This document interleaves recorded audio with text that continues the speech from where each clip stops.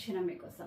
Phone tapping కేసులో మరో కీలక పరిణామం చోటు చేసుకుంది. తాజాగా సిట్ అధికారులు కేసులో మాజీ ప్రభుత్వ ప్రధాన కార్యదర్శి శాంతికుమార్తో పాటు జీఏడీ పొలిటికల్ సెక్రటరీ రఘునందన్ రావులను విచారణకు పిలిచి వారి స్టేట్మెంట్ రికార్డ్ చేశారు.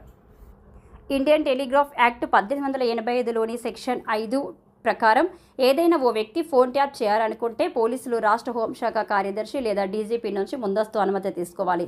అనంతరం ట్యాపింగ్ చేయాల్సిన ఫోన్ నంబర్ల జాబితాను ఆయన రివ్యూ కమిటీని పంపుతారు. ఆ రివ్యూ కమిటీ కేంద్ర టెలికాం శాఖ నుంచి అనుమతి తీసుకున్నాకే సదరు ఫోన్లను ట్యాపింగ్ చేయాల్సి ఉంటుంది. అయితే అసెంబ్లీ సాధారణ ఎన్నికల సమయంలో ప్రభాకర్ రావు ఆధ్వర్యంలోని ఎస్ఐబి బృందం ట్యాపింగ్ కోసం సుమారు 618 ఫోన్ నంబర్లను రివ్యూ కమిటీ ముందు పెట్టగా నాటి సీఎస్ శాంతికుమారి ఆ ఫోన్ నెంబర్ల లిస్టును కేంద్ర టెలికాం శాఖకి పంపి అనుమతి తీసుకున్నట్లుగా సిట్ గుర్తించింది. ఇప్పటికే ఈ విషయం నాటి రివ్యూ కమిటీ సభ్యులు, అప్పటి హోంశాఖ కార్యదర్శి, ప్రస్తుతం డీజీపీ జితేందర్, అప్పటి ఇంటెలిజెన్స్ విభాగం చీఫ్ అనిల్ కుమార్కు సిట్ అధికారులు కొన్ని ప్రశ్నలతో కూడిన లేఖను పంపి సమాధానం రాబట్టారు.